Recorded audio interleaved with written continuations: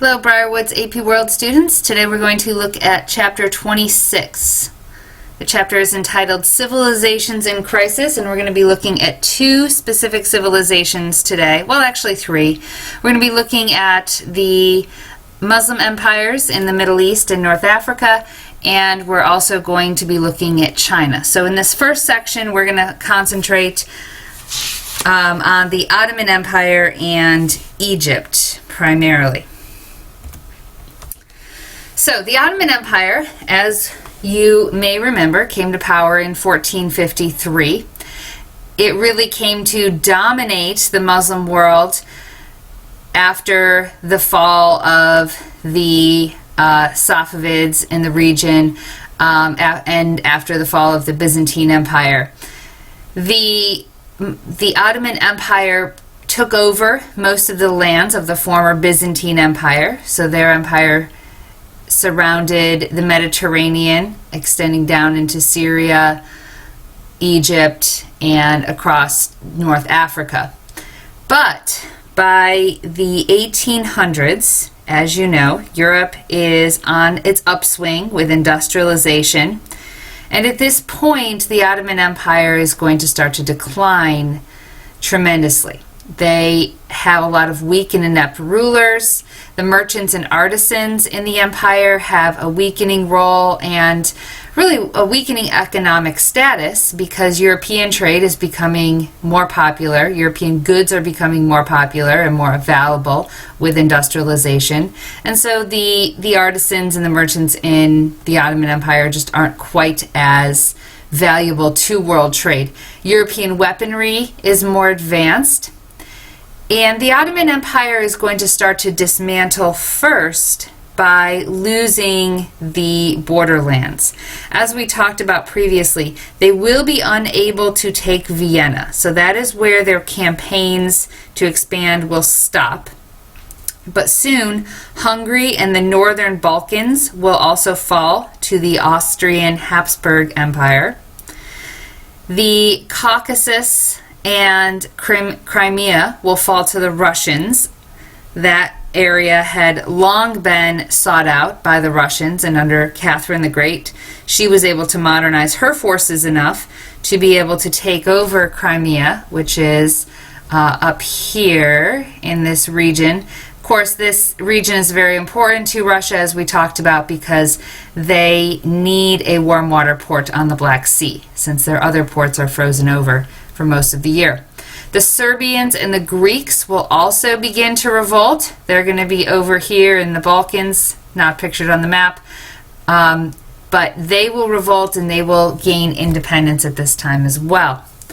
So the Ottoman Empire realizes that it is facing a distinct challenge from Europe, and the sultans of the Ottoman Empire would like to begin to reform, especially along European lines. The British will support this, and they will try to help the Ottomans reform. One of the reasons for this is to essentially check the power of Russia. The British fear that if Russia expands more and more into Ottoman territory and becomes more powerful, they could then be a threat to the British. So it's a very key diplomatic move for the British to support the modernization of the Ottoman Empire. So the first modernization attempts happen under Sultan Selim III. He is going to be sending out a lot of students and advisors into Europe and having them educated in administrative and bureaucratic styles in Europe, as well as some new modern Army and Navy tactics. The problem is, Selim II is not able to get the Janissary Corps on his side. If you remember, the Janissaries originated as a slave military force. They had originated as captured young Christian boys who were converted to Islam and installed as a military force. However, over the years, the Janissaries became more and more powerful.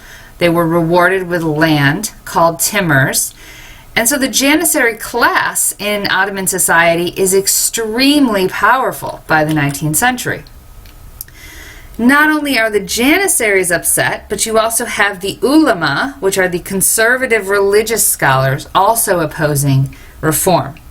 However, it's going to be the Janissaries that will ultimately take down Selim II. They hated these reforms primarily because it limited their independence.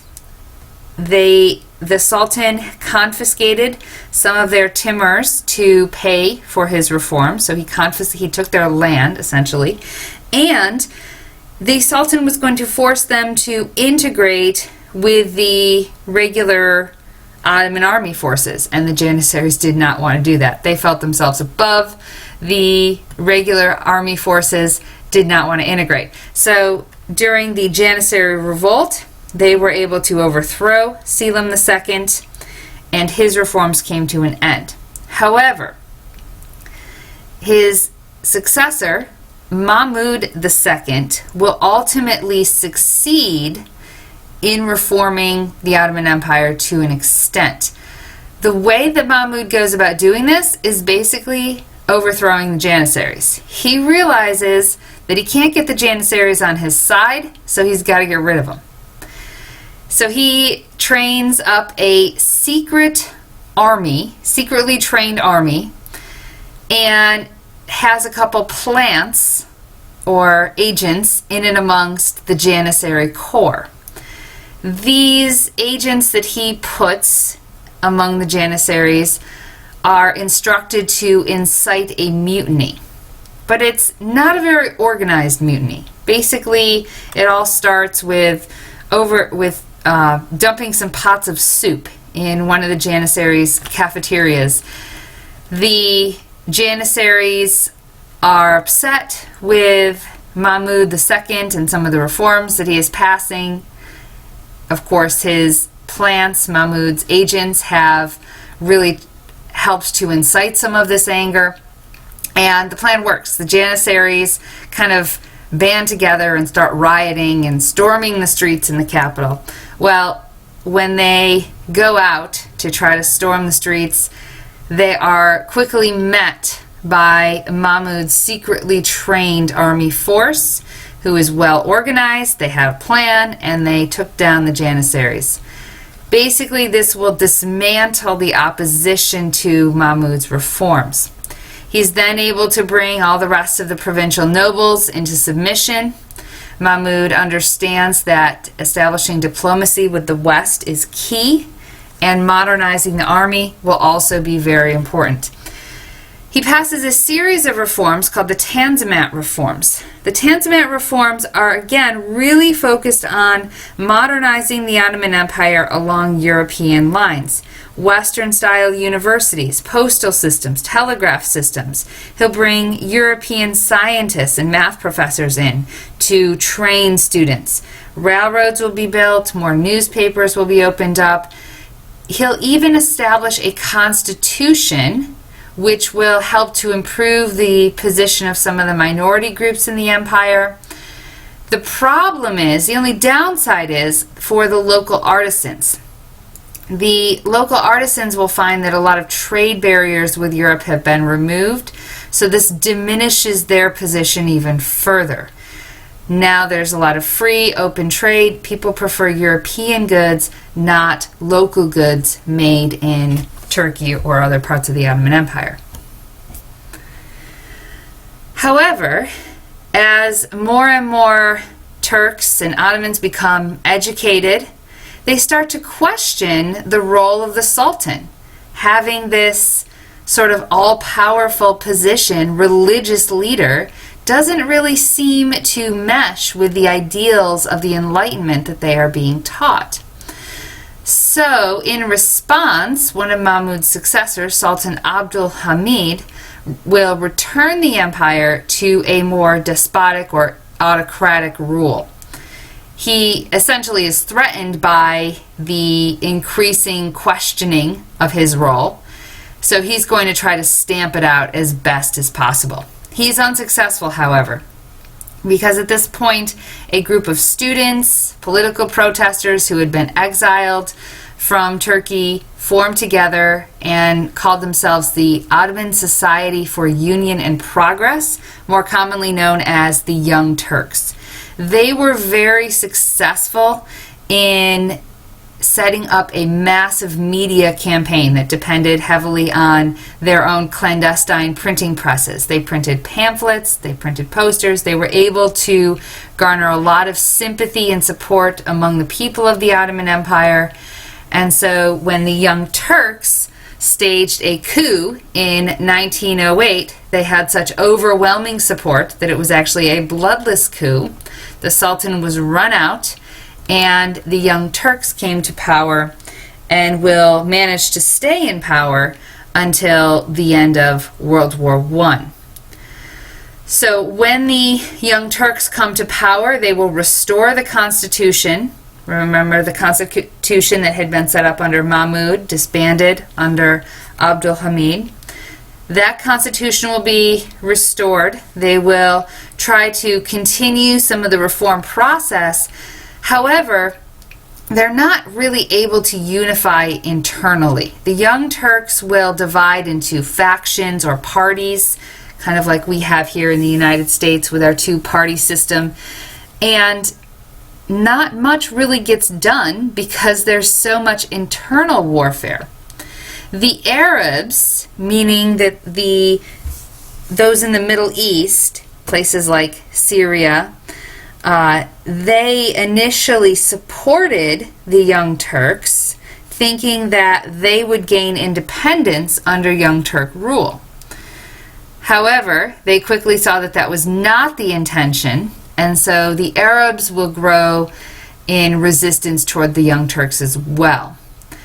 They will continue to maintain a hold on their empire by playing up alliances with Europe. They will join in World War I. They will ally with Germany and Austria-Hungary.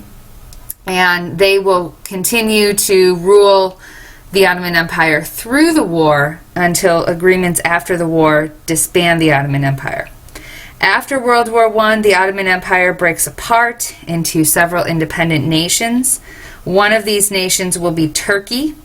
Turkey will become an independent, secular, meaning non-religious state, and it will be ruled by Mustafa Kemal Ataturk. So you're going to really see the ultimate fall of the Ottoman Empire after World War I. Turkey today is still a primarily Muslim population, but they still today are committed to the separation of church and state. They are a primarily secular state, even though most of the people living in that society still practice Islam. Moving to other parts of the Ottoman Empire. Sorry about that. The Arabs who are living throughout the Middle East will resent Turkish domination throughout the period. However, they tolerated them largely because the Ottomans were part of the Muslim faith. What the Arabs do not want to see will be the encroachment of Europe. They don't want to see European states ruling Islamic areas. This will be seen as a dangerous threat, and it will cause many in the Muslim world to sort of retreat backwards to try to stave off any modernization, and will retreat to much more conservative theories and conservative ways of life. What you're starting to see in the Muslim world is that people are realizing that they are no longer the leading civilization in science and architecture. And that causes groups like the ulama and the more conservative factions to become very defensive about that and try to regain their glory by going backward to the very traditional styles. Kind of like what we've talked about with ISIS, trying to revisit the older, more conservative fundamentalist viewpoints and try to seek Muslim unity that way. So we're going to look at Egypt and some of the changes that will happen in Egypt during this time as the Ottoman Empire is falling apart. You've got to remember that Egypt will be under the control of the Ottoman Empire through much of this period, but they are starting to challenge that control as well. Egypt, however, is going to follow in the general theme of throwing off Ottoman control, but finding themselves increasingly under the control of Europe. If you remember when we did our Scramble for Africa a few days ago, Europe, in the first 2 rounds, you were each playing a country, and you were told that you could not take any land in Northern Africa, because in the first 2 rounds of that game, the Ottoman Empire still controlled Northern Africa. But in the last round, which started in 1815, Northern Africa was free for the taking.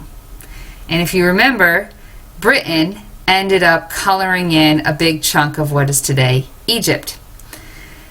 That is what ultimately will happen. Egypt will not become an official colony of Britain, but it will come under increasing control, especially economic control, of Great Britain. So let's talk first about westernization in Egypt. Napoleon will invade Egypt in the early 19th century. This is part of his quest to weaken the British Empire in India. So if he's trying to weaken the British Empire, why is he invading Egypt? Well, Egypt is an important jumping off point for recolonization. Everybody in Europe realizes that it would be much easier to get to India if we could build a canal between the Mediterranean and the Red Sea. That would cut the distance tremendously, so rather than having to go all the way around Africa, you could just take that canal down from the Mediterranean through the Red Sea, and you'd be almost to India at that point.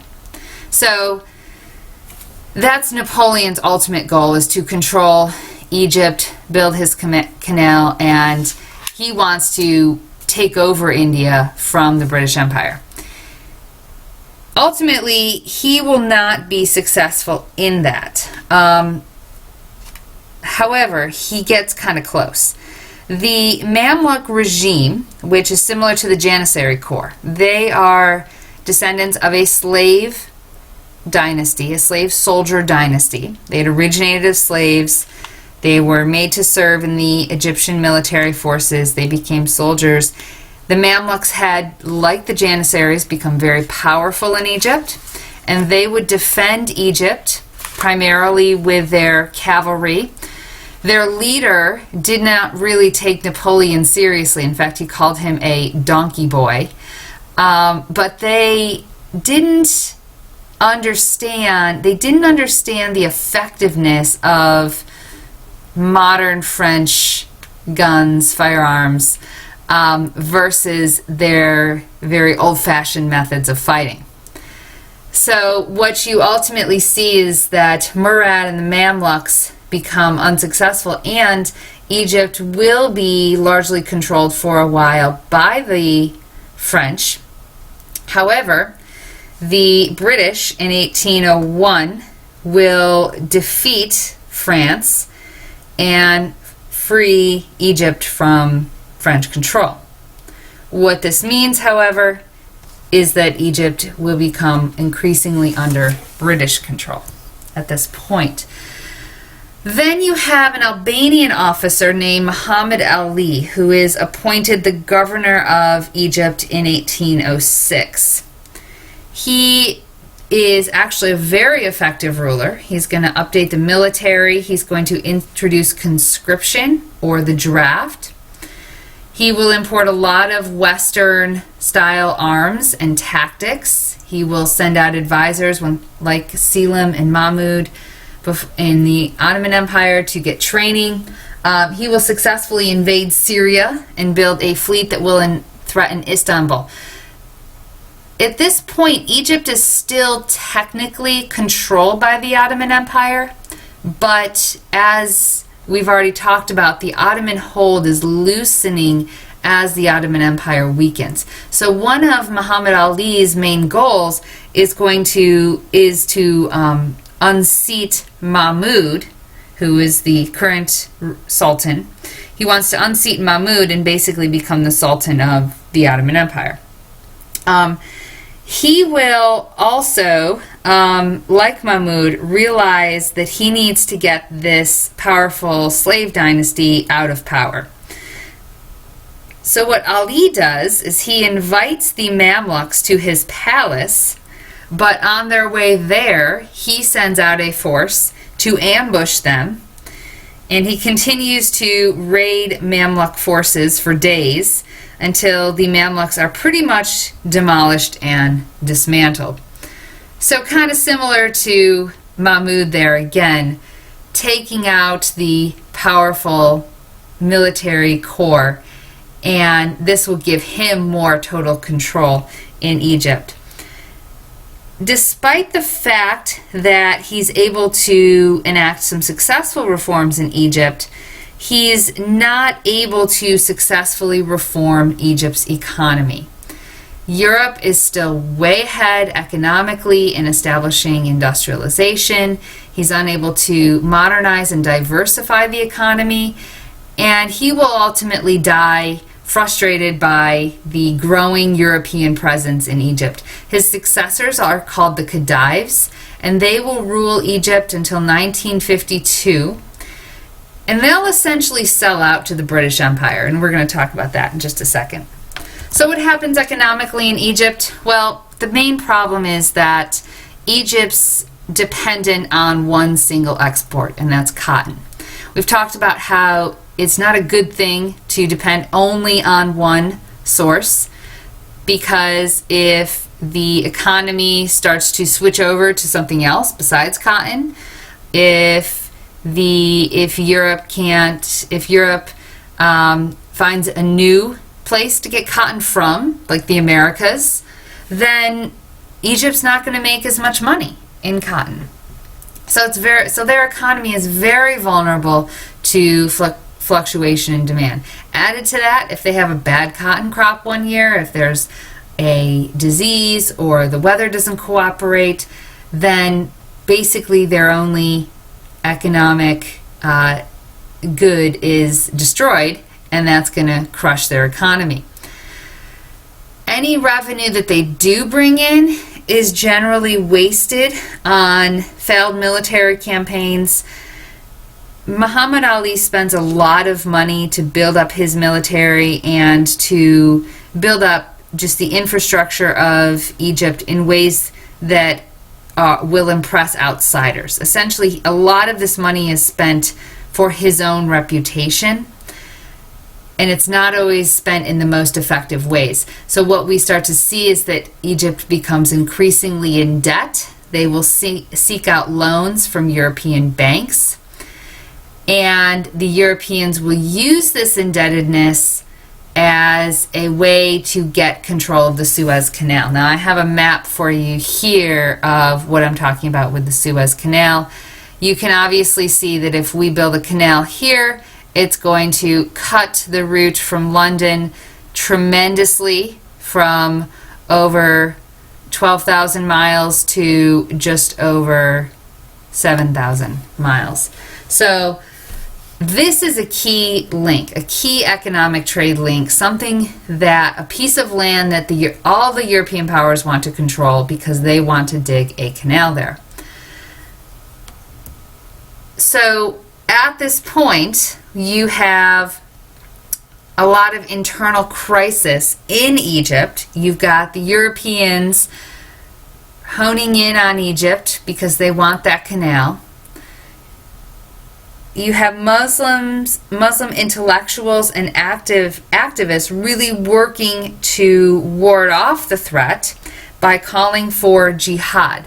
So what you're starting to see is now a conservative element arising. The reforms of Muhammad Ali didn't seem to go far enough, in staving off the Europeans. So now the conservatives are coming into power and saying, let's do it this way. Let's return to our strict religious traditions.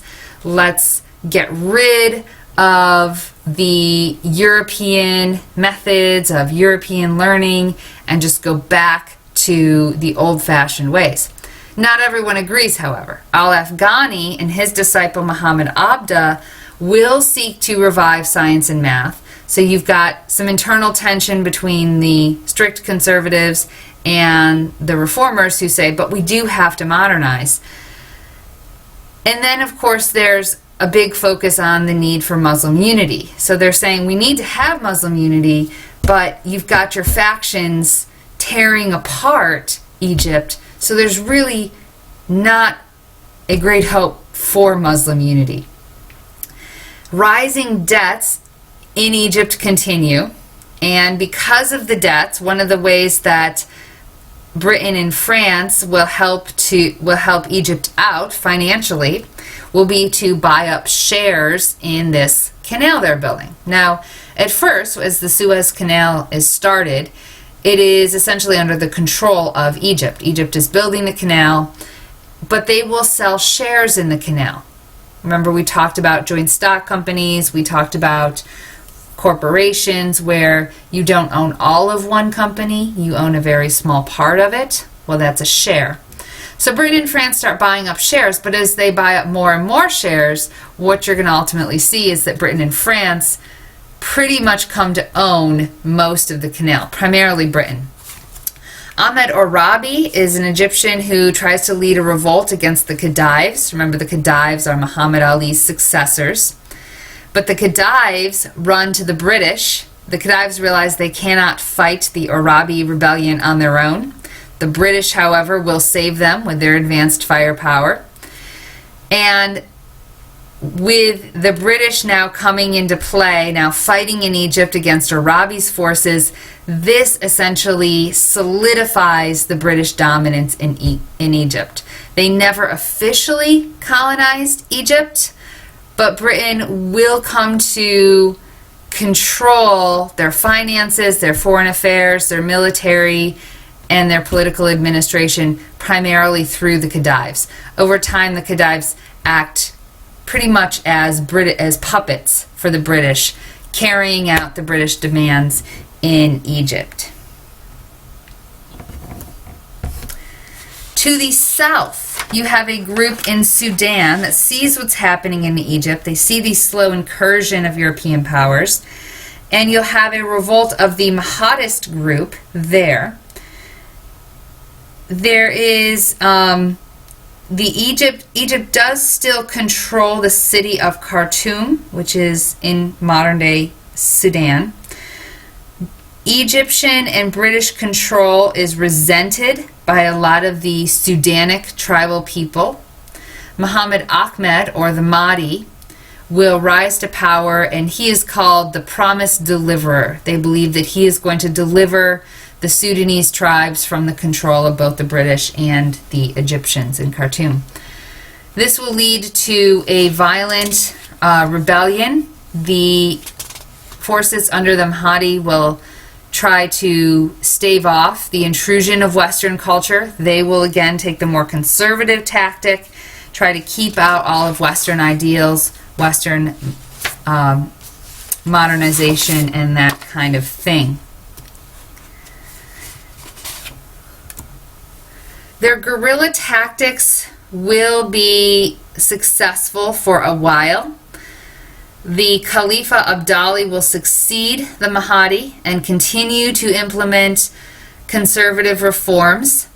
But over time, what you're going to find is that the primitive guerrilla fighting of the Mahdi and Abdali's forces, they're not going to stand up the test against the British machine gun. So the Mahdist forces are going to be brought down ultimately by the British, and it becomes very clear that at this point the Islamic world has not been able to come up with a successful strategy to deal with the West, nor have they been able to unify. What we've seen throughout this period is a lot of different groups trying to fight the European incursion in their own style, but that lack of unity really prevents them from successfully staving off the threat of Europe. So once again, what you see is the British coming into now Sudan, setting up a puppet government with the Khedives in control, and controlling not only Egypt but also the Sudan. Again, not a technical colony, but essentially the British are calling the shots in these places. So this is the end of part 1, and then part 2 we will discuss the fall of the last dynasty in China.